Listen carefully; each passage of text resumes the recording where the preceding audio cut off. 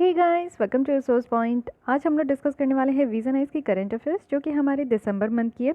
तो एक लेसन हमारी आ चुकी है जो कि पॉलिटी एंड कॉन्स्टिट्यूशन पे थी, जिसमें हमने दो टॉपिक को डिस्कस किया था। एक तो था parliamentary scrutiny and second one is women in judiciary. आज हम लोग rest of the two topics को यहाँ पे कंप्लीट करेंगे। पहली है review of the information commissions and second one is voting right to NRI. दोनों टॉपिक बहुत ही ज़्यादा इंपॉर्टेंट है। इंफॉर्मेशन कमिश्नर के बारे में भी हम लोग देखेंगे और एनआरआई, क्योंकि इलेक्शन जो होती है हमारे यहाँ, तो वोटिंग जो देने की बात होती है। जैसे आप लोग देखते हो कि आप लोग तो नॉर्मल जो है जहाँ पे भी आप लोग को आप लोग की जहाँ पे भी अलॉट होती है, मीन्स आप लोग का एक वोटिंग बूथ दिया जाता है जहाँ पे भी अलॉट होती है, आप लोग जाके वोटिंग दे देते हो वहाँ पे। लेकिन एनआरआई के लिए और कुछ ऐसे स्पेशल कैटेगरीज के होते हैं जिनके लिए अलग से प्रावधान होती है थोड़ी बहुत, तो बैलेट पेपर का भी प्रावधान होता है। तो इसलिए एनआरआई के लिए एक नया वोटिंग राइट्स लाया गया है, क्योंकि होते तो वो बेसिकली इंडियंस ही ना, वो बाहर जाकर जॉब करते हैं तो एनआरआई का टैग लग जाता है, बट उनका हक है कहीं ना कहीं कि वो हमारे इंडियन जो हमारी गवर्नमेंट बनती है उनमें उनका भागीदारी होनी चाहिए। तो उसी चीज़ को देखते हुए वोटिंग राइट्स की यहाँ पे बात करेंगे। कुछ और भी आपको इसके साथ बैकग्राउंड भी पता चलेगा। काफ़ी इंपॉर्टेंट ये दोनों आर्टिकल मैं कहूँगी। और कल जो हमारी ये लेसन हुई थी उसमें से कुछ क्वेश्चंस पूछूंगी, देखती हूँ कि आप लोग को कितनी चीज़ें याद है। नहीं याद है तो रिवाइज़ कर लीजिए, क्योंकि रिवीजन से ही आप लोग को यहाँ पे चीज़ें याद होने वाली है। सिर्फ लेसन सुन के आप लोग निकल जाओगे तो उससे फिर आप लोग को अल्टीमेटली कोई फ़ायदा नहीं होगा।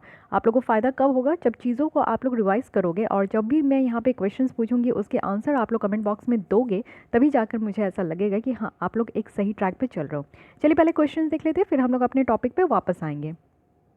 पहले मेंस की बात कर लेती हूँ। जो भी बच्चे यहाँ पे मेंस में आंसर लिखते हैं तो उनके लिए आज ये लास्ट है, क्योंकि 18 और 19 को मिलाकर मैं यहाँ पे आपको इतने सारे क्वेश्चंस दी थी, ठीक है। ये आपका 15 क्वेश्चन तक तो आपने लिख लिया था, ये 16 आप लोग देख लीजिए। 16, 17, 18, 19, 20 ये 5 क्वेश्चन से लिखने का कोशिश कीजिएगा। GS2 पेपर से मैं आपको यहाँ पे दे रही हूँ, तो आप लोग जितना भी कोशिश हो अच्छे से लिखकर आप लोग भेज सकते हो। और जो भी बच्चे यहाँ पे न्यू है जो कि चाहते हैं कि ज्वाइन हो जाए हमारे यहाँ पे UPSC mains answer writing practice के लिए भी हमारे यहाँ सीरीज़ चलती है, तो उसको ज्वाइन करने के लिए आप लोग को मेल करना होगा, जो कि है rishika.ch77@gmail.com। इसमें आप लोग मेल करोगे, फिर आप लोग को प्रोसीजर बताई जाएगी कि कैसे आप लोग हमारे टेस्ट सीरीज़ के साथ ज्वाइन हो सकते हो, जो कि आपको अल्टीमेटली 2021 की जो मेंस है या 2022 के लिए भी जो प्रिपेयर कर रहे हैं उनके लिए काफ़ी इंपॉर्टेंट होने वाला है। आइए देख लेते हैं। सबसे पहले आपको बतानी है कि पार्लियामेंट्री स्क्रूटनी के लिए कौन कौन से ऐसे इंस्ट्रूमेंट है जो कि काफ़ी इंपॉर्टेंट है और क्या इंस्ट्रूमेंट होते हैं। मेनली पार्लियामेंट्री स्क्रूटनी अगर आप देखोगे तो एक लाइन में आप लोग इसको डिफाइन नहीं कर सकते हो without any giving the example of instrument. Okay, instrument आपको बताना ही होगा कि कौन कौन सा है, तो उसको प्लीज़ आप लोग मेंशन कीजिए। सेकंड वन इज़ कि कॉन्स्टिट्यूशनल प्रोविजन क्या है, क्योंकि हमने ये डिस्कस किया था कि जुडिशरी में वुमेन की रिप्रेजेंटेशन बहुत ही ज़्यादा कम है। जितनी भी मीन्स 50% तो छोड़ दीजिए, मुझे लगता है 30% भी हमारी रिप्रेजेंटेशन नहीं है। चाहे आप लोग सुप्रीम कोर्ट देखो या हाई कोर्ट देखो, सब डिवीज़न कोर्ट में आप देख सकते हो, लोअर कोर्ट में तो थोड़ी बहुत रिप्रेजेंटेशन है भी, लेकिन अपर कोर्ट्स में रिप्रेजेंटेशन की कमी देखने को मिलती है। तो इसलिए आपको बताना है कि ऐसा नहीं है। इसमें लूप होल बहुत सारे हमने डिस्कस किया था, लेकिन कॉन्स्टिट्यूशनल प्रोविजन भी मेंशन्ड है विमेन रिप्रेजेंटेशन का जुडिशरी में। तो कहाँ कहाँ किस किस आर्टिकल में ये मेंशन किया गया है, वो सारी चीज़ों को आप लोग को यहाँ कमेंट बॉक्स में मेंशन करनी है। तो चलिए स्टार्ट करते हैं। तो बात करते हैं हम लोग यहाँ पे इंफॉर्मेशन कमीशंस की, ठीक है। तो पहले समझिए कि न्यूज़ में क्यों था topic. Parliamentary committee on personnel public grievance law and justice के द्वारा ये डिसाइड किया गया कि सेंट्रल इंफॉर्मेशन कमीशन और जो स्टेट में आपको राज्य में स्टेट इंफॉर्मेशन कमीशंस देखने को मिलेंगे, ये काम कैसे करते हैं, इनके काम को फिर से रिव्यू किया जाएगा। अब यहाँ पे एक चीज़ गौर फरमाइएगा कि जो सेंट्रल इंफॉर्मेशन कमीशन है वो तो आपको सेंट्रल लेवल पे देखने को मिलते हैं, स्टेट इंफॉर्मेशन कमीशन आपको स्टेट लेवल पे देखने को मिलते हैं। बट ये चीज़ें देखिए कि ये किस मिनिस्ट्री के अंदर अंदर आते हैं और इसको कौन सी मिनिस्ट्री है जो कि इनके काम को रिव्यू करेगी। ये क्वेश्चन आपसे डायरेक्टली स्टेटमेंट के फॉर्म में UPSC में पूछा जा सकता है। तो कौन सी पार्लियामेंट्री कमेटी है ये समझिए। पार्लियामेंट्री कमेटी कौन है? Personnel public grievance law and justice, ठीक है। अब आगे बढ़ने से पहले मैं चाहती हूँ कि आप लोग को थोड़ा बहुत यहाँ पे याद दिला दूँ कि सेंट्रल इंफॉर्मेशन कमीशन क्या है। हालांकि आपने लक्ष्मीकांत के सीरीज़ में ज़रूर पढ़ा है, लेकिन फिर भी यहाँ पे रिवाइज कर लीजिए। कमीशन में आपको देखने को मिलेगा CIC इसे बोलते हैं प्यार से। इससे पहले आप लोग को पता है कि इसमें कुछ रिफॉर्म लाया गया था, जो कि CIC को सेंट्रल गवर्नमेंट के अंदर लाया गया था, यानी कि इनकी जो टेन्योर है, इनका क्या सैलरी होगा, ये सारी चीज़ें अब सेंट्रल गवर्नमेंट यहाँ पे डिसाइड करेगी। इससे पहले पार्लियामेंट करती थी और ये कॉन्स्टिट्यूशन में भी मेंशन था, बट अब यहाँ पे कुछ चीज़ें जो है सेंट्रल गवर्नमेंट के अधीन ला दिया गया है। तो सेंट्रल इंफॉर्मेशन कमीशन, पहले समझिए कि इनके यहाँ पे बॉडी में चीफ इंफॉर्मेशन कमिश्नर होते थे और यहाँ पे 10 से ज़्यादा इंफॉर्मेशन कमिश्नर नहीं होंगे, ठीक है, सीआईसी में। तो यहाँ पे एक तो होंगे यहाँ पे सीआईसी चीफ इंफॉर्मेशन कमिश्नर, और 10 से ज़्यादा नहीं होंगे। तो 10 भी अगर मैक्सिमम होंगे तो टोटल यहाँ पे कितने मेंबर हो गए, यहाँ पे 11 मेंबर हो गए। 11 मेंबर से ज़्यादा आपको इस कमीशन में पर्सन नहीं देखने को मिलेंगे। और ये अपॉइंट किन के द्वारा होते हैं, अपॉइंट होते हैं यहाँ पे प्रेसिडेंट के द्वारा इनको डायरेक्टली अपॉइंट किया जाता है। बट इनका जो रिकमेंडेशन दिया जाता है कि हाँ इसी पर्सन को यहाँ पे सीआईसी की कुर्सी पे बैठाना है, तो ये जो रिकमेंडेशन देते हैं, इनको रिकमेंडेशन देने के लिए एक कमेटी बनाई जाती है, जिसमें कि सबसे पहले प्राइम मिनिस्टर जो है हमारे भारत के, वो यहाँ पे चेयरमैन होते हैं। लीडर ऑफ अपोजिशन जो लोकसभा के हैं वो यहाँ पे होते हैं। यूनियन कैबिनेट मिनिस्टर होते हैं जिनको यहाँ पे प्राइम मिनिस्टर नॉमिनेट करती है। तो ये 3 तरीके के लोग होते हैं जो कि इस कमेटी से ये डिसीजन लेकर आते हैं कि हाँ चलो ये सारे नाम हैं, और इस नाम को पक्का करते हैं और इस नाम को जाकर प्रेसिडेंट को बोलते हैं कि हाँ इनको जो है यहाँ पे सीआईसी की कुर्सी पे बैठा दी जाए, he is the most suitable person, ठीक है। तो इस तरीके से इनका चयन होता है। साथ ही साथ आप देखो कि ये कौन पर्सन होने चाहिए, किनका नाम ये यहाँ पे लेते हैं। तो पर्सन की भी कुछ क्वालिफिकेशंस मैटर करती है। तो यहाँ पे वो सारे लोग होंगे जिनको लॉ में एक अच्छा खासा नॉलेज भी हो, साथ ही उनका एक्सपीरियंस भी हो, साथ ही साइंस एंड टेक्नोलॉजी के फील्ड में भी उनको एक्सपीरियंस हो, वर्किंग हो, सोशल सर्विस भी वो काम किए हो, और साथ ही साथ यहाँ पे एडमिनिस्ट्रेशन गवर्नेंस को कैसे मैनेज करना है ये सारी चीज़ें जाने, जर्नलिज्म या फिर मास मीडिया, ये सारे अगर सेक्टर में इनकी अच्छी खासी नॉलेज है और साथ ही साथ एक्सपीरियंस भी है, तो इस तरीके के पर्सन को चीफ इंफॉर्मेशन कमिश्नर की कुर्सी में बैठाया जाता है। साथ ही साथ आप देखो कि वो यहाँ पे मेंबर ऑफ पार्लियामेंट नहीं होने चाहिए। ये वो लोग हैं जो कि outside of member of parliament होंगे, साथ ही मेंबर ऑफ लेजिस्लेचर के भी मेंबर नहीं होने चाहिए, ठीक है। साथ ही ये फिर से इनको रीअपॉइंट नहीं किया जा सकता, यानी कि इनकी जो भी कार्यकाल है पहले तो फिक्स था, लेकिन अब यहाँ पे सेंट्रल गवर्नमेंट के अंदर लाया गया। तो हम लोग आगे देखेंगे कि क्या क्या बातें की जा रही हैं। मान लीजिए 3 साल तक ये अगर रखे गए हैं अपने पोस्ट में, तो ये रिटायर होने के बाद जो है इस पोस्ट से हटने के बाद फिर से इस पोस्ट पे अपॉइंट नहीं होंगे, एक ही बार कोई व्यक्ति होगा, इस चीज़ को समझिए। अब इसके पीछे लॉजिक क्या है, बहुत सारी जगह पर आप देखोगे बहुत सारी पोस्ट हमारे कंट्री में ऐसी है ना जहाँ पर रीअपॉइंटमेंट नहीं होता है। तो रीअपॉइंटमेंट नहीं करने का मतलब उस पोस्ट को बहुत ही ज़्यादा ट्रांसपेरेंट रखा जाता है, उसमें किसी भी तरीके के करप्शंस की कोशिश ना की जाए। साथ ही साथ ऐसा ना हो कि वहाँ पे जो है फेवर किया जा रहा हो, ठीक है, कि एक बार अगर अच्छा काम कर लिए, गवर्नमेंट के फेवर में काम कर लिए, तो उनको दोबारा कुर्सी वहाँ पे दिया जाएगा। और समटाइम्स ऐसा भी होता है ना कि कोई एक जगह पे एक कुर्सी पे बैठ जाते हैं 3 साल 4 साल, तो उनको उस फील्ड का सारा आइडिया हो जाता है। तो ऐसा भी तो हो सकता है कि नेक्स्ट टेन्योर के लिए उनको बैठाया जाए, तो बहुत सारी ऐसी भी कॉन्फिडेंशियल डेटा हो सकती है गवर्नमेंट की जो वो बाहर लीक कर दे, है कि नहीं। जैसे आप देख सकते हो कि एक टर्म जब मोदी जी का फर्स्ट टर्म था, तो वो बहुत ही गाय बन के जो है सारा काम किए, लेकिन दूसरी टर्म में जब वो जैसे ही आए, तो ऐसा नहीं लग रहा है कि वो शेर बन के काम कर रहे हैं, कि सारी चीज़ें अपने अकॉर्डिंग वो करने का कोशिश कर रहे हैं। हम लोग पे जो है एक तरीके का आप देखो कि उनको अब इस तरीके का डर नहीं है, वो पूरे कॉन्फिडेंस, जनता की जो कॉन्फिडेंस है ना उसको ले चुके हैं। तो यहाँ पे मोदी जी का जब सेकंड टेन्योर स्टार्ट हुआ है, तो उनका एक अलग ही रवैया है, पहले में उनका अलग ही रवैया था, है कि नहीं। तो यही चीज़ें होती है कि सेकेंड बार जो है रीअपॉइंटमेंट नहीं करनी है। तो ये स्टेटमेंट डायरेक्टली बन जाता है। जो भी बोल्ड लाइन में वर्ड्स होते हैं ना, उनको आप लोग को ज़रूर इस तरीके से ध्यान दे के चलना चाहिए। यहीं से आपकी एक क्वेश्चन बन जाएगी, 3-4 स्टेटमेंट दे दिया जाएगा सीआईसी के फॉर्म में, और आप लोग को वहीं पे कंफ्यूज हो जाओगे। तो कोई भी पॉइंट आपको मिस नहीं करनी है, हर एक पॉइंट को रट्टा मार के नहीं, समझ के पढ़ना है, ठीक है। अब आइए बैकग्राउंड में चल के देखते हैं कि एक्चुअली ये इनकी काम को ना फिर से रिव्यू करने के बारे में क्यों सोचा जा रहा है, इतना अच्छे तरीके से इन्होंने काम नहीं किया क्या। तो चलिए देख लेते हैं। सेंट्रल और जो स्टेट इन्फॉर्मेशन कमीशंस है ना, वो स्टैट्यूटरी बॉडी है, बहुत ही इंपॉर्टेंट है, ये चीज़ ध्यान रखिएगा। कॉन्स्टिट्यूशनल बॉडी नहीं है, ये स्टैट्यूटरी बॉडी है, और इसको एक कानून के द्वारा बनाया गया था। स्टैट्यूटरी बॉडी वो बॉडी होती है जब कोई भी कानून को पास करके उसके थ्रू एक बॉडी का जब फॉर्मेशन किया जाता है, तो उसको हम लोग स्टैट्यूटरी बॉडी कहते हैं। अब ये कानून कौन सी है, तो यहाँ पे है राइट टू इन्फॉर्मेशन एक्ट 2005, ठीक है।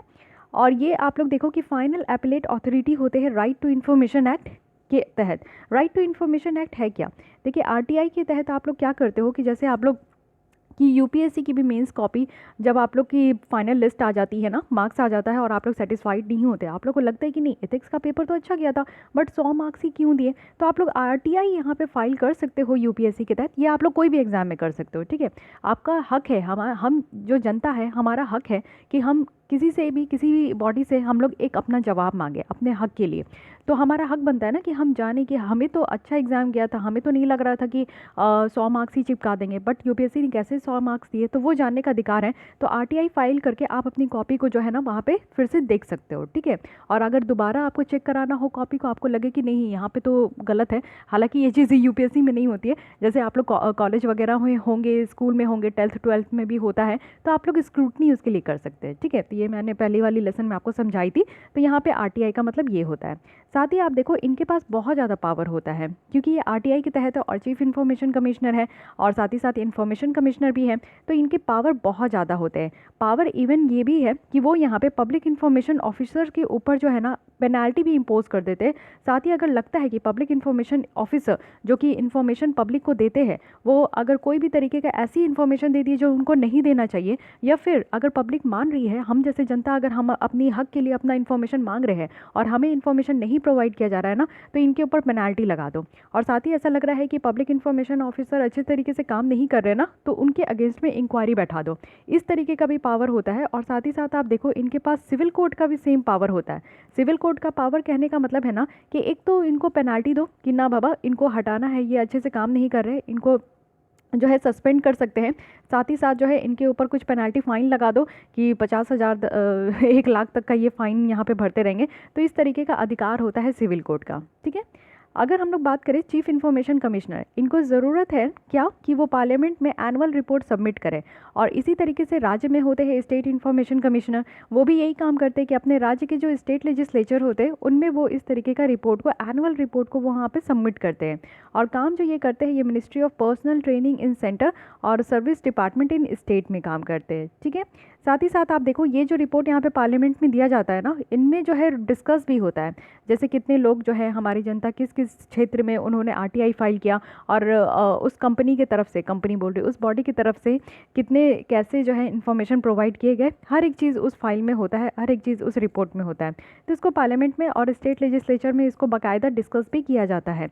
मीन्स आप समझो कि सब यहाँ पे अगर सबमिट किया जाता है तो सबमिट करके पार्लियामेंट वाले उसमें अचार नहीं डालते, उसको डिस्कस करते हैं कि हाँ किस तरीके का काम किया गया, कितने जो है आरटीआई फाइल हुए और उसके अकॉर्डिंग कितने जो है हमारे जनता को जवाब दिया गया, ये सारी चीज़ें यहाँ पे देखते हैं।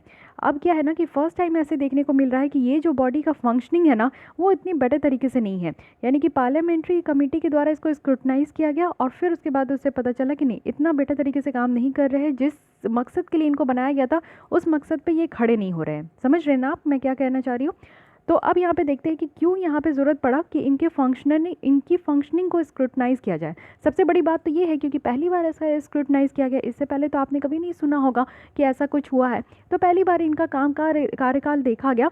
इसमें ये देखने को मिला कि इवन हर साल आप देखो कि 40 to 60 lakh RTI application India में फ़ाइल होते हैं।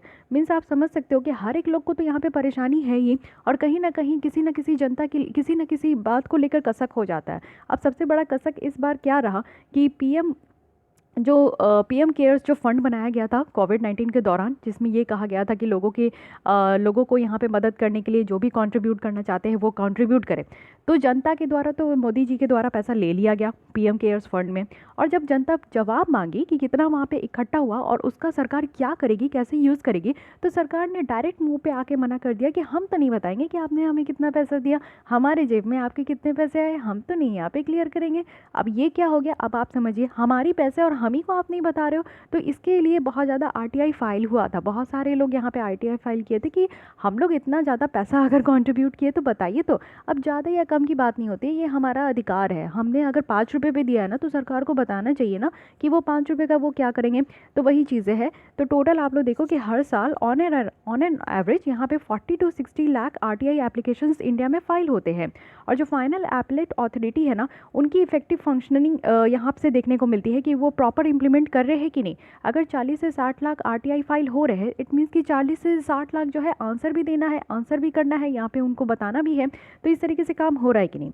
तो अब आप देखिए कि कुछ फॉलोइंग फैक्टर्स है जो कि यहाँ पे स्क्रूटनी किया गया 1 घंटे के लिए। तो यहाँ पे क्या है कि मिसयूज़ ऑफ पावर यहाँ पे, मीन्स यहाँ पे स्क्रूटनी करने की क्या ज़रूरत पड़ी कि देखा जा रहा है कि जो इन्फॉर्मेशन कमीशन है स्टेट में और यहाँ पे राज्य सेंटर में, तो उनका पावर का जो वो मिसयूज़ तो नहीं कर रहे, उसको प्रिवेंट करने के लिए स्क्रूटनी की ज़रूरत है। बहुत सारे आप देखोगे कि पावर हैं जो कि यहाँ पे पीआईओ को अपॉइंट करने का, यानी कि इन्हीं का यहाँ पे पावर है कि पब्लिक इन्फॉर्मेशन ऑफिसर कौन यहाँ पे जनता को जवाब देंगे, उनको एक ऑफिसर को भी अपॉइंट करते हैं। साथ ही यहाँ पे रिकमेंड भी करते हैं कि कुछ डिसिप्लिनरी एक्शन होनी चाहिए, और उनका काम कैसे चल रहा है उसको स्क्रूटनी भी करते हैं, जिससे कि यहाँ पे जो इन्फॉर्मेशन कमीशन है उनकी ट्रांसपेरेंसी देखा जाए और अकाउंटेबिलिटी। ट्रांसपेरेंसी कहने का मतलब है कि क्लियर कट टू कट पता होना चाहिए ना कि कितने लोग यहाँ पे एप्लीकेशन फाइल कर रहे हैं, और अकाउंटेबिलिटी का मतलब है कि सच्चाई से आप बता दीजिए कि जो भी सवाल पूछा जा रहा है ना उसको सच्चाई के साथ आप लोग बता दीजिए, कोई भी तरीके का झोल मत करने का कोशिश कीजिए। तो पहली पॉइंट तो ये है कि जो पावर यहाँ पे दिया गया है उसको मिसयूज़ नहीं किया जाए। सेकेंड है कि यहाँ पे जो मैंडेट्स है उसको सही तरीके से डिस्चार्ज करें। 2015 से आप देखोगे कि नंबर ऑफ़ केसेस जो यहाँ पे फाइल किए जा रहे थे ना वो बहुत ज़्यादा बढ़ गए, यानी कि पहले इतना नहीं था लेकिन अब देखने को मिलता है 2015 से बहुत ज़्यादा बढ़ गए। यानी कि आप समझ सकते हो कि जब से मोदी सरकार आई है तब से जनता में जो है बहुत सारे जवाब मांगने की कोशिश की जा रही है। 2019-20 में ही आप देख लो कि 59% जो है वो डिस्पोज्ड केसेस है, तो उसको यहाँ पे ट्रिगर किया गया, यानी कि यहाँ पे इस तरीके से रखा गया डिस्पोज्ड केसेस में कि यहाँ पे जो पीआईओ है, जो पब्लिक इन्फॉर्मेशन ऑफिसर है, उनके ऊपर पेनाल्टी का प्रोसेस चालू किया गया। यानी कि जिस तरीके से वो केसेस को डील कर रहे हैं और केसेस को यहाँ पे डिस्पोज कर रहे हैं वो इतना बेटर तरीके से नहीं है, और उसके ऊपर उनके ऊपर चार्जेस लग गया। तो पेनाल्टी जो है वो यहाँ पे सिर्फ 2.2% ऑफ केसेस में ही यहाँ पे आपका इम्पोज किया जा रहा है। तो पेनाल्टी भी कम है जिस तरीके से ये बता रहे हैं। साथ ही यहाँ पे आप देखो कि पब्लिक ट्रस्ट को यहाँ पे रखना है। इट मीन्स कि आरटीआई एक्ट लाए क्यों है, इस तरीके का कानून अगर हमारे कंट्री में है तो इट मीन्स है कि जनता को यहाँ पे पावर है कि वो तो सवाल पूछेगी ही, क्योंकि जनता के मन में तो ऐसे भी सरकार के अगेंस्ट में बहुत सारे सवाल होते हैं। तो हमें जब पावर दिया गया है तो हम तो पूछेंगे ही ना, तो हमारा आंसर आपको देने का अधिकार भी आप ही लोग को है। तो इसीलिए ये जब कानून लाया गया है तो इसमें आप देखो कि आरटीआई अमेंडमेंट किया गया था 2019 में, जिसमें कि यहाँ पे सेंट्रल गवर्नमेंट को एम्पावर किया गया था ना कि वो इस चीज़ को नोटिफाई करेंगे। और इस अमेंडमेंट के दौरान क्या हुआ था कि जो कमीशन की ऑटोनॉमी थी, यानी कि पहले इससे पहले 2019 में जब अमेंडमेंट किया गया था तो इससे पहले ये सेंट्रल इन्फॉर्मेशन कमीशन जो है एकदम स्वतंत्र बॉडी थी, वो अपने तरीके से काम करती थी। लेकिन अब अमेंडमेंट करके जो है ना सरकार इसको अपने अंडर ले आए हैं, और इससे क्या हो गया कि उसकी ऑटोनॉमी छीन गई है। ठीक है। और आरटीआई एक्ट जो 2005 का था, इसमें यहाँ पे एकदम से रखा गया था कि 5 इयर्स इनका टेन्योर होगा, और या तो 65 इयर्स, यानी कि 5 इयर्स इनका टेन्योर होगा टोटल, और अगर इससे पहले एज उनकी पूरी हो जाती है 65 इयर्स का, जो भी पहले हो जाता है वो यहाँ पे उनका टेन्योर होगा। साथ ही सैलरी और अलाउंस जो है ना वो यहाँ पे पहले चीफ इन्फॉर्मेशन कमिश्नर और इन्फॉर्मेशन और इलेक्शन कमिश्नर सबका जो है वो सेम था। सॉरी नहीं, यहाँ पे देखिए चीफ इलेक्शन कमिश्नर का ये सेम था चीफ इन्फॉर्मेशन कमीशनर का। ठीक है। और जितना इलेक्शन कमीशन को दिया जाता था उसी तरीके से इन्फॉर्मेशन कमीशन को दिया जाता था। ठीक है। तो ये चीज़ें समझिए, इस तरीके से पहले जो है ना सैलरी था, आप लोग भी इसी तरीके से फॉर्मूला बना के याद किए होंगे कि CEC is equal to CIC, EC is equal to IC। ठीक है। तो इस तरीके से पहले सैलरी था, लेकिन अब क्या है कि सैलरी जो है यहाँ पे डिटरमाइन किया जाएगा सेंट्रल गवर्नमेंट के अधीन। तो ये चीज़ें कैसे आई, आरटीआई एक्ट अमेंडमेंट 2019 के तहत। साथ ही यहाँ पे कंटिन्यूटी भी देखने को यहाँ पे हो सकता है। स्क्रूटनी करने का क्या मतलब है कि देखते हैं कि यहाँ पे कितना एक साल में कितना काम हुआ है, कंटिन्यू है कि नहीं। ऐसा तो नहीं है कि 4 महीने काम कर रहे हैं बाकी के 8 महीने ये लोग सो रहे हैं। तो इस चीज़ को यहाँ पे देखने के लिए जो है ना इस तरीके का कंटिन्यूटी के लिए भी यहाँ पे स्क्रूटनी किया जाता है। अब यहाँ पे कहा जा रहा है कि क्या और करने की ज़रूरत है जिससे कि यहाँ पे चीफ इन्फॉर्मेशन कमीशन की जो अकाउंटेबिलिटी है वो और बढ़े। अकाउंटेबिलिटी कहने का क्या मतलब होता है कि जैसे देखिए आप लोग अगर घर पे रह के पढ़ाई कर रहे हो, या फिर आप लोग बाहर मतलब कि बाहर भी नहीं, घर पे रह के अगर आप लोग अभी प्रिपरेशन कर रहे हो, या फिर 10th और 12th का टाइम याद रखिए कि जब आप लोग घर पे रह के प्रिपरेशन कर रहे थे, तो आप लोग ऐसा नहीं है कि जब भी आप किताब उठाओ तो इसलिए किताब उठाओ कि मम्मी पापा आप लोग को देखे कि आप लोग पढ़ाई कर रहे हो। ये नहीं होना चाहिए। अकाउंटेबिलिटी का कहने का मतलब है कि कोई आपको देखे या नहीं देखे, लेकिन आपका टाइम हो चुका है, आपका पढ़ाई का जो जैसे टाइम बन जाता है और आप खाली हो जाते हो तो आपको पढ़ने बैठ जाना चाहिए। ठीक है। This is known as accountability, कि आपको कोई देखे या ना देखे लेकिन आप अपने काम को पूरे मन से पूरे अच्छे तरीके से आप लोग कर रहे हो, ठीक है, दिखावे में नहीं लेकिन सच में कर रहे हो। तो इसलिए यहाँ पे चीफ इन्फॉर्मेशन कमिश्नर को भी जो है ना दिखावे में काम नहीं करना चाहिए, उनका ड्यूटी है ये, तो उनको ड्यूटी अच्छे से निभानी चाहिए। तो सबसे पहला क्या काम करना है कि अपॉइंटमेंट यहाँ पे ट्रांसपेरेंट होना चाहिए। जो अपॉइंटमेंट का यहाँ पे प्रोसेस है ना वो ट्रांसपेरेंट नहीं है, क्योंकि अभी आप लोग अपॉइंटमेंट का प्रोसेस क्या देखें कि प्रेसिडेंट तो अपॉइंट करती है, बट इसके पीछे रिकमेंडेशन किसके द्वारा दिया जाता है, एक कमेटी के द्वारा, जिसमें कि प्राइम मिनिस्टर चेयरमैन होते हैं, लीडर ऑफ अपोजिशन होते हैं जो लोकसभा के हैं, और साथ ही कुछ ऐसे यूनियन कैबिनेट मेंबर होते हैं जिसको प्राइम मिनिस्टर ही खुद नॉमिनेट करते हैं, ठीक है। तो यहाँ पे ऑब्वियस आप समझ सकते हो कि सब प्राइम मिनिस्टर के ही चेले हैं, यानी कि जो भी यहाँ पे निकल कर आएगा वो प्राइम मिनिस्टर जिसको अपॉइंट करेंगे और प्राइम मिनिस्टर उसको अपॉइंट करेंगे जो प्राइम मिनिस्टर को अच्छे लगते हैं, है कि नहीं, जो कि सरकार के फेवर में काम करेंगे, तो वही लोग हैं। जैसे कि अभी चीफ इन्फॉर्मेशन कमिश्नर क्या कहे, अगर मान लीजिए यहाँ पे कोई और होता, अपोजिशन का अगर कोई आदमी ऐसा होता कांग्रेस पार्टी से अगर निकल गया, वैसे तो कोई एमपी और एमएलए नहीं होना चाहिए, बट मान लीजिए कि कोई दूसरे इंसान होते, तो वो तो पीएम केयर्स फंड में जितने भी पैसे गए थे उनको बताने से वो मना नहीं करते, बताने से मना किया गया, यानी कि प्राइम मिनिस्टर क्या चाहते हैं कि यहाँ पे वैसे लोग बैठे ना जो प्राइम मिनिस्टर जैसा बोले वो वैसा काम करें। देखिए आप समझने का कोशिश कीजिए, ये सारी चीज़ें यहाँ पे लिखी नहीं रहेगी, लेकिन आपको कहीं ना कहीं किस तरीके से हमारी कंट्री में काम चल रहा है और हमारी सरकार क्या चाह रही है ना, उसको आपको इन डेप्थ में समझना होगा। हालांकि ये चीज़ आपको समझने में क्या आसानी होगी कि चीज़ें आपको याद रहेगी, और लेकिन इस चीज़ को कहीं आपको ना लिखना है ना आपको किसी के सामने बोलनी है, लेकिन बातें समझनी है कि हाँ सरकार इस समय अब क्या कर रही है।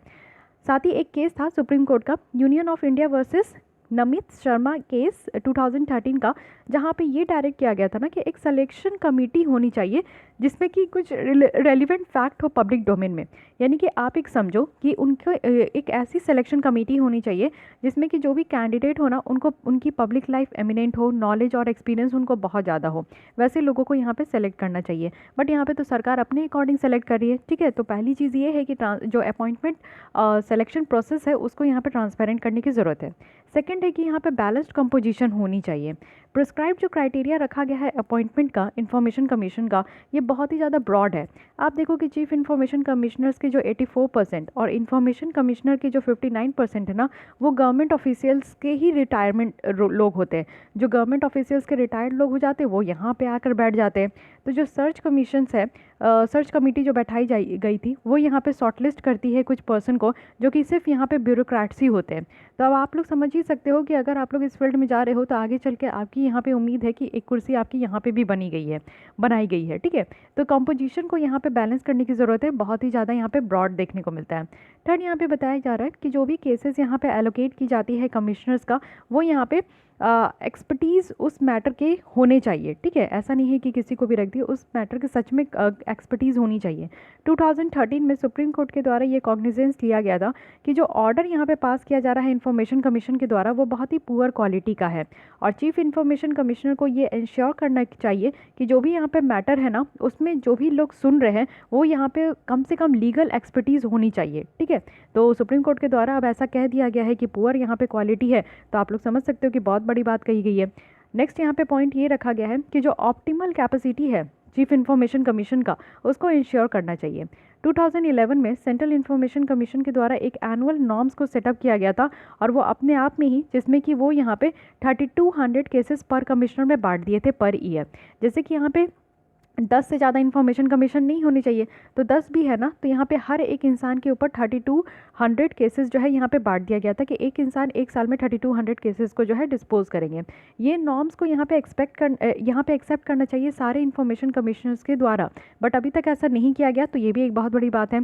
साथ ही अपील फाइल जो प्रोसेस है ना उसको यहाँ पे पीपल्स फ्रेंडली करनी चाहिए, यानी कि कितनी नंबर ऑफ जो यहाँ पे रिजेक्शन ऑफ केसेस है उसको यहाँ पे जो है ना चेक करना चाहिए कि जैसे आप एप्लीकेशन फाइल करते हो आरटीआई का, तो ज़रूरी नहीं है कि आपको उसमें जवाब मिल जाएगा, समटाइम्स आपकी फ़ेल भी हो जाती है, समटाइम्स नहीं मोस्ट ऑफ द टाइम आपकी फ़ेल हो जाती है, तो आपके आरटीआई एप्लीकेशन को फ़ेल कर दिया जाता है, कह देते हैं कि ये वैलिड नहीं है, ऐसी कोई भी इसका जवाब आपको नहीं मिल पाएगा।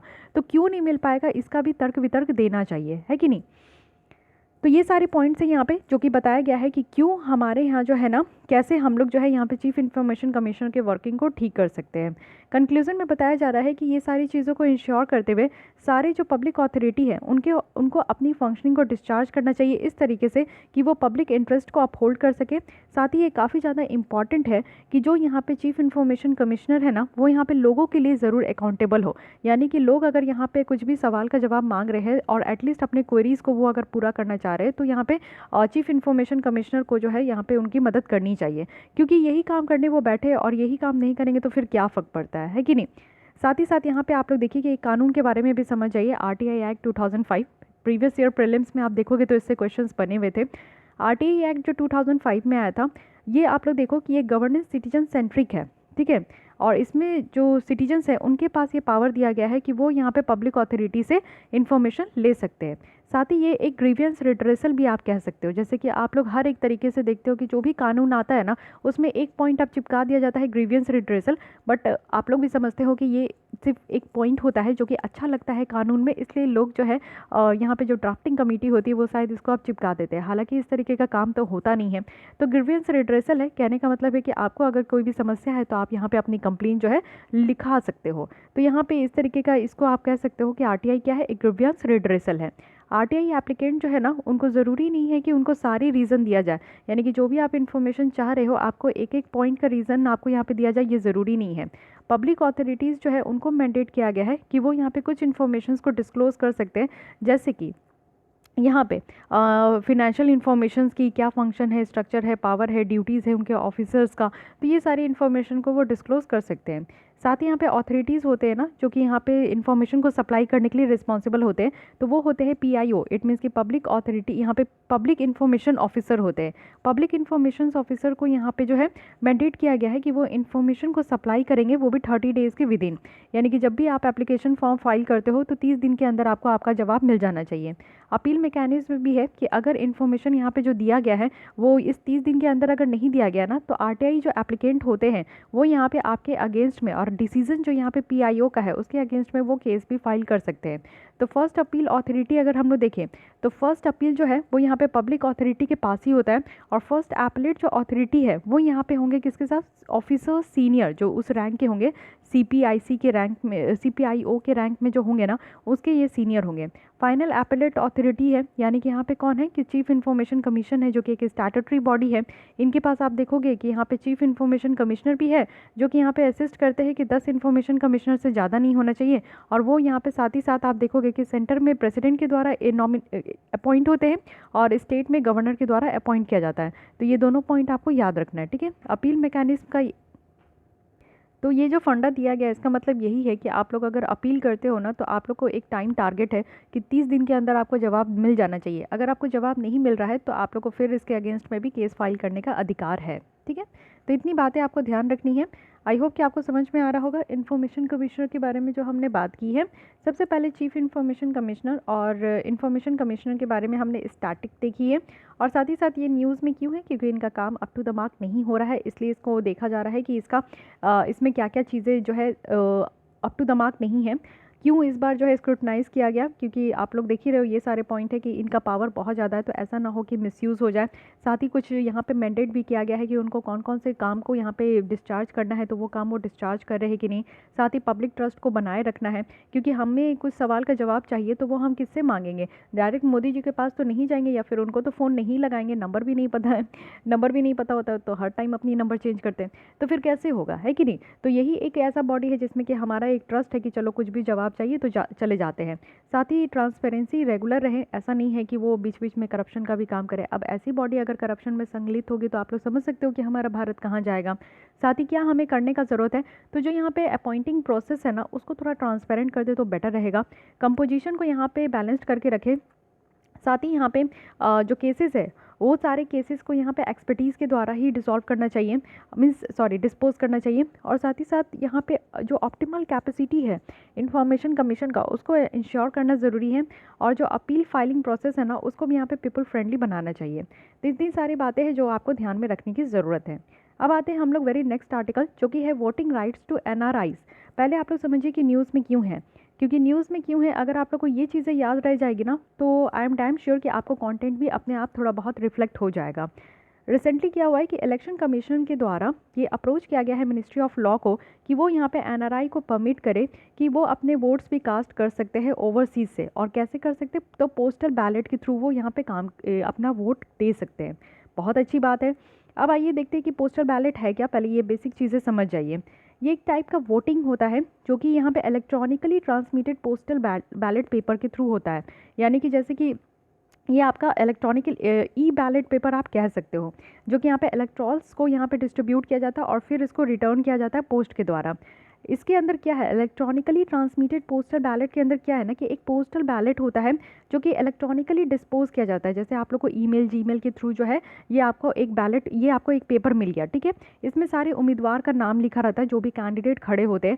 अगर आपको जिसको भी वोट देना है उसके आगे आपको टिक लगानी है। वापस से इसको जो है ना आप लोग को मेल के थ्रू, ऑर्डिनरी मेल के थ्रू आप लोग को रिटर्न कर देना है। जैसे आप लोग मुझे मेल करते हो कि मैम मेंस आंसर राइटिंग में आप में ज्वाइन होनी है, फिर हमारे द्वारा आपको आंसर बताया जाता है कि हाँ ये सारे प्रोसेस है, आपको पेमेंट करना होगा और साथ ही साथ आपको लिंक दिया जाता है, आप टेलीग्राम ग्रुप में ऐड हो जाते हो। तो वही चीज़ें आप समझो कि यही आप काम किया जा रहा है। क्या? पोस्टल बैलेट यही हो गया, electronically transmitted postal ballot paper है, ठीक है। और करेंटली ये अवेलेबल किसके लिए है? तो ये अभी तक अवेलेबल जो था वो यहाँ पे आप लोग देखो कि आर्म फोर्सेस के जो मेंबर है उनको यहाँ पे दिया जाता है, और साथ ही वैसे पर्सन जिनको इंडिया के बाहर भेजा गया है गवर्नमेंट के द्वारा काम करने के लिए। तो ऐसे दो तरीके के पर्सन होते हैं, क्योंकि आप लोग देखो कि आर्म फोर्सेस के जो पर्सन होते हैं वो बेसिकली ऐसे जगह पे काम करते हैं जहाँ से ये मुश्किल, यहाँ उनके लिए नामुमकिन थोड़ी बात होती है कि वो अपने ड्यूटी को छोड़कर अपने होम टाउन में आए वोट देने के लिए। तो बेटर है ना कि वो हमारी सुरक्षा के लिए खड़े हैं, तो हमें भी उनके लिए थोड़ा सा प्रोसेस को ईज़ कर देना चाहिए, थोड़ा आसान कर देना चाहिए। तो आसान करने के लिए उनको यही है कि उनको ईमेल जीमेल के थ्रू भेज दिया जाता है, वो वहाँ पर टिक करके जो है वापस से रिप्लाई कर देते हैं। ये बहुत ही ईजी होता है। तो यही काम अब कहा जा रहा है एनआरआई को करने के लिए, है कि नहीं? बेटर है। सर्विस वोटर क्या है? तो सर्विस वोटर यानी कि उनके पास ऑप्शन होता है कि या तो वो वोटिंग करे पोस्टल बैलेट के थ्रू या तो प्रॉक्सी वोटर्स के थ्रू। अब यहाँ पे दो तरीके की चीज़ें हो गई, एक तो होता है प्रॉक्सी वोटर और एक होता है पोस्टल बैलेट। तो पोस्टल बैलेट आप लोग समझ गए, जो electronically transmitted postal ballot paper है। अब यहाँ पे समझिए इसमें होता क्या है, इसमें कौन कौन सर्विस वोटर में कौन कौन इंक्लूड है, जिनको प्रॉक्सी वोटर भी दिया जाता है। ये प्रॉक्सी मतलब क्या होता है? जैसे आप लोग कॉलेज गए होंगे, तो आप अगर कॉलेज नहीं जाते हो तो आपका दोस्त आपके तरफ से जो है ना वो अटेंडेंस लगा देता है, जिसको प्रॉक्सी अटेंडेंस भी हम लोग कॉलेज में कहा करते थे। तो वही है प्रॉक्सी वोटर है, यानी कि आप अगर नहीं आ रहे हो तो आपके जगह पे जो है ना मैं जाकर मैं तो नहीं, मतलब कि एक वैलिड पर्सन होते हैं, वो जाकर आपके जगह से जो है वो वोट दे देते हैं, ठीक है। तो इसमें कौन कौन से लोगों को इस तरीके का सर्विस दिया गया है? तो हमारे यहाँ जो आर्म्ड फोर्सेस के लोग हैं उनको दिया गया है, साथ ही वैसे फोर्सेस के मेंबर को दिया गया है जिनको आर्मी एक्ट 1950 के तहत प्रोविजन में रखा गया है। साथ ही मेंबर्स जो आर्म्ड पुलिस फोर्सेस के होते हैं स्टेट में या और जो वो इस स्टेट के बाहर काम कर रहे हैं। जैसे देख ले, आप लोग को तो पता ही है कि बहुत तरीके के पुलिस कांस्टेबल ये सब होते हैं, लेकिन राज्य के बाहर भी वो काम करते हैं, तो आ पाना उनके लिए थोड़ा डिफिकल्ट होता है, इसलिए उनके लिए इस तरीके का ईजी सर्विस रखा गया है। साथ ही वो पर्सन जो कि गवर्नमेंट ऑफ इंडिया के एम्प्लॉयड है और उनको इंडिया से बाहर भेजा गया है किसी प्रोजेक्ट के लिए, किसी काम के लिए, तो अब वो काम करने के लिए गए हैं, तो उसी बीच अगर वोटिंग का डेट आ जाता है तो ऐसा तो पॉसिबल नहीं है ना कि वो एक दिन के लिए आ जाए, तो इसीलिए उनको इस तरीके का प्रोविज़न दिया गया कि आप वहीं पे भी काम कीजिए, लेकिन हाँ जो आप इंडिया के सिटीजन होने के नाते आपका जो कर्तव्य बनता है वो आप ज़रूर निभाएं, ठीक है। तो ये चीज़ें आप याद रखिएगा। अब आते हैं इलेक्शन कमीशन का प्रपोजल क्या दिया गया है। तो इलेक्शन कमीशन के द्वारा सरकार को ये इन्फॉर्म किया गया है ना कि वो यहाँ पे रेडी है कि इलेक्ट्रॉनिकली जो ट्रांसमिटेड पोस्टल बैलेट सिस्टम है ना वो यहाँ पे एक्सटेंड करे वोटर्स जो भी बाहर रहते हैं। और किस इलेक्शन के लिए? तो 2021 में जो स्टेट इलेक्शन होने वाले हैं, जैसे सबसे पहले अभी तो आपको पता है वेस्ट बंगाल में दीदी जी जो हंगामा हो रहा है, तो वेस्ट बंगाल में, आसाम में, केरल, तमिलनाडु और पुदुचेरी, तो इससे स्टार्ट करते हैं शुभ यहाँ पे स्टार्ट करते हैं, तो इसलिए यहाँ पे दिया जा रहा है।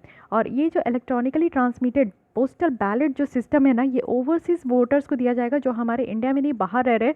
और गवर्नमेंट को सिर्फ यहाँ पे ज़रूरत है कि वो इस तरीके के जो कंडक्ट ऑफ इलेक्शन रूल्स 1961 है उसको ये अमेंड करे। ये ज़रूरत नहीं है कि इसमें पार्लियामेंट की जो है हामी की ज़रूरत नहीं है, बस यहाँ पे क्या होगा कि सरकार इसको अमेंड कर देगी ना कंडक्ट ऑफ इलेक्शन रूल्स, क्योंकि हमारे यहाँ जिस तरीके से इलेक्शन कंडक्ट कराया जाता है और उसके क्या क्या रूल्स होते हैं ना वो यहाँ पे कानून के द्वारा किया जाता है जो कि है कंडक्ट ऑफ इलेक्शन रूल्स। तो इसी को बस यहाँ पे अमेंड करना है। उसके बाद इस चीज़ को एक्सटेंड कर दिया जाएगा कि एनआरआई को भी अब वोटिंग राइट्स दिया जाएगा। कोई भी एनआरआई अगर इंटरेस्टेड है कि वो वोट करे पोस्टल बैलेट के थ्रू, तो उनको यहाँ पे सबसे पहले जो रिटर्निंग ऑफिसर होते हैं उनको इन्फॉर्म करना होगा। अब देखिए अगर आप लोग यहाँ पे एसडीएम बनते हो, अगर आप लोग को रैंक अच्छी आती है यूपीएससी में तो स्टेट पीसीएस से भी बनते हैं रिटर्निंग ऑफिसर। तो आप लोग को जो है ना एक रिटर्निंग ऑफिसर का भी यहाँ पे पोस्ट मिलेगा। उसमें क्या है ना कि इलेक्शन के टाइम में बहुत ज़्यादा ड्यूटी होती है, बहुत बड़ी रिस्पॉन्सिबिलिटी होती है रिटर्निंग ऑफिसर की, कि वो यहाँ पे देखते हैं कि कौन कौन लोग यहाँ पे वोट देने वाले हैं, ठीक है, उनको इन्फॉर्म किया जाता है। तो आप भी अगर देना चाहते हो, एनआरआई है आपके कोई भी अगल बगल कोई भी जानकार के, तो उनको आप इन्फॉर्म कर दीजिएगा कि अब भैया अंकल दीदी जीजू जो भी है सबको इन्फॉर्म कर सकते हैं कि आप लोग अब यहाँ पे वोट कर सकते हैं। लेकिन हाँ, अभी कहाँ कहाँ ओपन है, अभी ये आपका कुछ कुछ स्टेट के लिए ओपन है। तो सबसे पहले रिटर्निंग ऑफिसर को इन्फॉर्म करना होगा, और 5 दिन से ज़्यादा नहीं, जब से ये इलेक्शन का नॉमिनेशन आ जाएगा ना तो उसके 5 दिन से ज़्यादा नहीं, 5 दिन के अंदर ही यहाँ पे रिटर्निंग ऑफिसर को इन्फॉर्म करना होगा। जब वो इस तरीके का इन्फॉर्मेशन रिसीव करेंगे तो रिटर्निंग ऑफिसर जो है ना उनके लिए बैलेट पेपर इलेक्ट्रॉनिकली यानी कि ईमेल के थ्रू उनको जो है डिस्पैच कर देंगे। एनआरआई वोटर्स जो है ना वो अपने प्रेफरेंस को मार्क करेंगे वो, और प्रिंट आउट निकालेंगे, और फिर उसका जो है ना वो एक डिक्लेरेशन के साथ जो है उसको अटेस्ट करते हुए, और यहाँ पे डिप्लोमेटिक और काउंसिलर रिप्रेजेंटेटिव ऑफ इंडिया जो हमारे कंट्री में है उनके द्वारा जो ऑफिसर अपॉइंट किए गए हैं ना, वो यहाँ पे उनका अटेस्टेड होना चाहिए। अटेस्टेड मीन्स क्या होता है, उनका साइन होता है, अटेस्टेड करके वो अपना मोहर मार देते या साइन कर देते तो उनका वैलिड माना जाता है। और जहाँ पे भी एनआरआई रेसिडेंट है, जहाँ पे भी रह रहे हैं, जिस कंट्री में रह रहे हैं, एनआरआई मीन्स वो इंडिया के ही है लेकिन जाकर बाहर काम करते हैं, तो जहाँ पे भी रह रहे हैं ना वो अपना प्रिंट आउट निकाल लेंगे, ईमेल कर देंगे यहाँ पे रिटर्निंग ऑफिसर, वो वहाँ पे प्रिंट आउट निकाल देंगे और फिर वापस भेज देंगे, लेकिन डिक्लेरेशन के साथ, जहाँ पे भी वो रह रहे हैं वहाँ के जो ऑफिसर है उनके अटेस्टेड के साथ। इस मूव्स में क्या होगा कि जो इंडिया के एनआरआई है ना वो भी हमारे इंडिया के जो डेमोक्रेसी है उसमें वो पार्टिसिपेट कर पाएंगे, और उनका एक राइट भी है। हम लोग जब जन्म लेते हैं ना भारत में, तो हमारा एक अपने आप राइट बन जाता है कि जब हम 18 साल के हो जाएंगे ना तो वोट देने का अधिकार हो जाएगा, ठीक है। तो बहुत सारी कंट्रीज़ है जो कि इस तरीके का काम करती है, उनके पास डिफरेंट डिफरेंट रूल्स है। ब्रिटिश सिटीजन्स जो बाहर रहते हैं ना वो भी यहाँ पे पोस्ट के द्वारा वोट कर देते हैं, और नॉमिनेट कर दिया जाता है उनको कि उनके द्वारा प्रॉक्सी भी दिया जाएगा। तो हमें भी इस तरीके का काम करना चाहिए। बहुत सारे एनआरआई है जो हमारे बाहर ही रह जाते हैं, तो और भी वोट्स हमारे यहाँ आएगा, क्योंकि वोट टर्नआउट आपको बहुत कम देखने को मिलता है। तो इसलिए वोट टर्नआउट को बढ़ाने के लिए, अब वोट टर्नआउट क्या होता है, तो टोटल जितने भी पॉपुलेशन है उसमें से कितने लोग जो है वोट दिए हैं, इसको टोटल वोट टर्नआउट कहते हैं। तो हमारे यहाँ टोटल पॉपुलेशन में से जो जितने नंबर ऑफ पॉपुलेशन जो यहाँ पे वोट देते हैं ना वो बड़ा कम होते हैं, तो इसलिए वोटर टर्नआउट हमारे यहाँ कम होता है। साथ ही साथ आप देखो कि ये एक कंसर्न है, जैसे कि हम लोग यहाँ पे सिक्रेसी ऑफ वोट जो है ना उसको कॉम्प्रोमाइज़ कर सकते हैं, लॉजिस्टिक चैलेंजेस हैं। साथ ही साथ आप लोग देखो कि बाहर रहने के बाद ना कुछ वोटिंग में भी इन्फ्लुएंस हो जाता है। तो कुछ कंसर्न तो है ही, हर एक सिक्के के दो पहलू होते हैं, अच्छे और बुरे दोनों होते हैं, बट हमें थोड़ा सा पॉजिटिव पॉइंट अगर अच्छा है तो उसे हम लोग को देखकर चलना चाहिए, नेगेटिव पॉइंट पे हम लोग को काम करना चाहिए, ठीक है। अब आइए एनआरआई वोटर्स और ओवरसीज़ जो इलेक्टर्स है इसके बारे में समझिए। एनआरआई या फिर ओवरसीज़ इलेक्टर दोनों एक ही चीज़ है। वो पर्सन होते हैं जो कि सिटीजन्स ऑफ इंडिया है, यानी कि हमारे यहाँ के नागरिक है, लेकिन हमारे कंट्री से एब्सेंट है, वो यहाँ पे काम नहीं कर रहे, या तो वो बाहर जाके पढ़ रहे हैं या तो वो बाहर जाके काम कर रहे हैं। लेकिन उनको ज़रूरत नहीं है कि जिस कंट्री में वो काम कर रहे हैं, जिस कंट्री में वो पढ़ रहे हैं, वहाँ की वो सिटीजनशिप एक्वायर कर ले, नहीं, हमारे इंडिया का जो सिटीजनशिप रूल है वो यहाँ पे फॉलो कर रहे हैं। तो वैसे लोगों को हम लोग जो है ना एनआरआई कहते हैं, ठीक है। और साथ ही साथ इसी में देखें तो मिनिस्ट्री ऑफ एक्सटर्नल अफेयर्स है, उनके द्वारा एस्टिमेट लगाया गया था कि एनआरआई कितने, तो आप देख सकते हो 3.10 करोड़ है। मतलब कि ये तो हद ही हो गई कि इतने ज़्यादा हमारे इंडियंस जो है, आप लोगों को भी पता है कि बहुत सारे इंडियंस हैं, इतने बड़े बड़े कंपनी है हमारे यहाँ, जितने गूगल है ये सब है, आप लोग देखते हो उसको कौन चला रहा है, सब इंडियंस ही तो चला रहे हैं तो बाहर तो हमारे इतने सारे लोग हैं, तो इंडियन डेमोक्रेसी में। लेकिन हाँ, जो बहुत सारे ऐसे भी है जो कि हमारे यहाँ के इंडियन ओरिजिन थे, बट अब वो हमारे इंडियन सिटीजन नहीं है। इंडियन सिटीजन कहने का मतलब है कि आप लोग को यहाँ का नागरिकता दिया गया है। बहुत सारे लोग हैं जो यहाँ से जाकर दूसरे कंट्री की सिटीजनशिप लेकर वहीं पे बस गए हैं।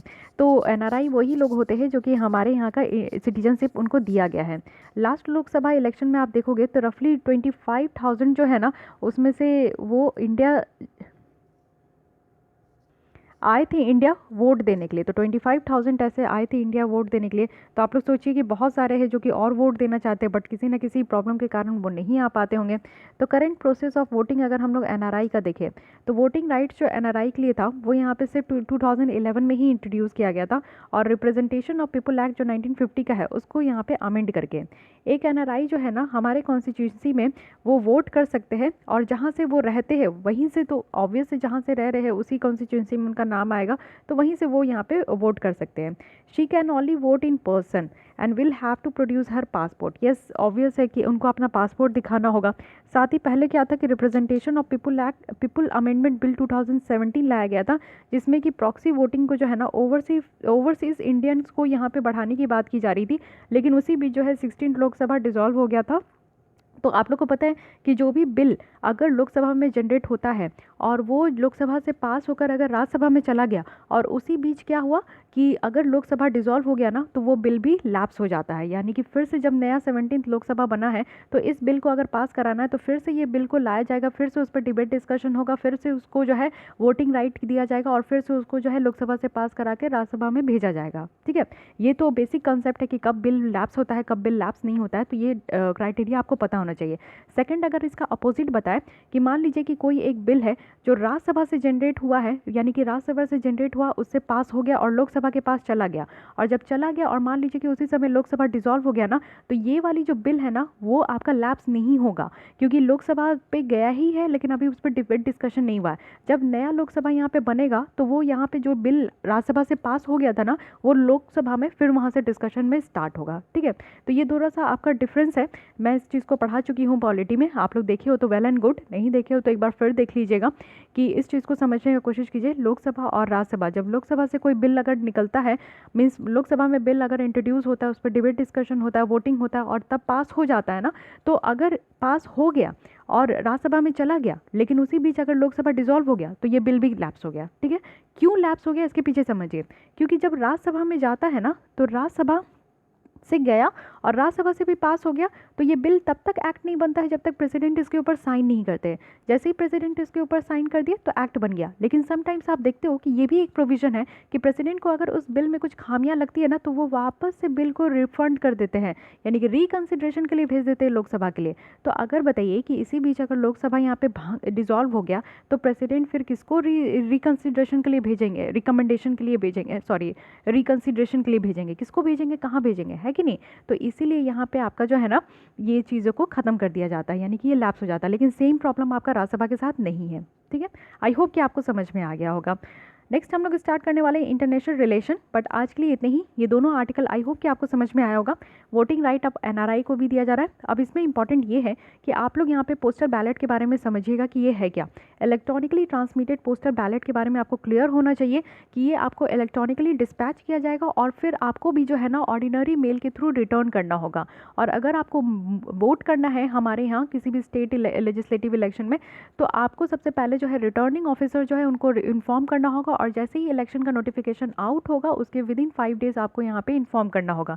इन्फॉर्म करने के बाद आपको वो डिस्पैच कर देंगे जो भी आपको जीमेल के थ्रू देना है, और फिर आप लोग जो है जहाँ पे भी रहते हो वहाँ के ऑफिसर के द्वारा अटेस्ट करा कर और अप्रूव के साथ जो है आप लोग उसको वापस हमारे पास नहीं रिटर्निंग ऑफिसर के पास आपको भेज देना है। ठीक है, इस तरीके से आप लोग जो है यहाँ पे पोस्टल बैलेट के थ्रू आप लोग यहाँ पे वोट कर सकते हो। लेकिन उसके अलावा भी आपको पता होना चाहिए कि पोस्टल बैलेट और जो प्रॉक्सी वोटर होता है ये दोनों एक सर्विस वोटर के अंदर आता है। तो इसमें आपको पता होना चाहिए कि हमारे कंट्री में इस तरीके की जो प्रोविज़न है वो और किनको किनको दिया गया है। तो बहुत ईजी है, आर्म्ड फोर्सेस को दिया जाता है और वो सारे गवर्नमेंट ऑफ इंडिया के एम्प्लॉयज़ को दिया जाता है जो कि गवर्नमेंट ऑफ इंडिया के एम्प्लॉयज़ है, लेकिन वो किसी काम के और किसी प्रोजेक्ट के थ्रू जो है कारण वो इंडिया से बाहर गए हैं। ठीक है, तो ये चीज़ें आपको ध्यान रखनी है। तो चलिए आज के लिए इतनी ही रखते हैं। हमारी पॉलिटी यहाँ पे कंप्लीट हो गई। इंटरनेशनल रिलेशन कल स्टार्ट करेंगे और यहाँ पे भी बहुत ही इंटरेस्टिंग आर्टिकल सब है जो कि आपके एग्जाम पॉइंट ऑफ व्यू से बहुत इंपॉर्टेंट है। तो आप सतर्क हो जाइए क्योंकि जून 6 महीने ऐसे ही बीत जाते हैं। तो अब आप लोग को मेंस की आंसर राइटिंग तो नहीं छोड़नी चाहिए अभी, जैसा मुझे ऐसा लगता है, और प्रीलिम्स के लिए अभी आपको फुल्ली फोकस नहीं होना है। लेकिन हाँ, करंट अफेयर्स पे मजबूत होने की ज़रूरत है, रिवीजन करते रहिए और आप लोग अपने आँख कान खोलकर अब आप लोग सीरियस हो जाइए थोड़ा। ठीक है, तो आज के लिए इतनी, मिलते हैं फिर से इसी के साथ कल। और अगर आप लोग को ये लेसन अच्छी लगती है तो लाइक कीजिए और हमारे साथ ऐसे ही बने रहना है तो उसके लिए बस आपको छोटा सा काम करना है कि हमारे चैनल को सब्सक्राइब कर लीजिए, हमारे फैमिली का पार्ट बन जाइए, क्योंकि हर एक दिन आपको 4 बजे यहाँ पे लेसन ज़रूर देखने को मिलेगा। ठीक है, फिर भी कोई डाउट क्वेरी सजेशंस है तो आप कमेंट कर सकते हो फ्रीली। तो मिलते हैं कल, थैंक यू।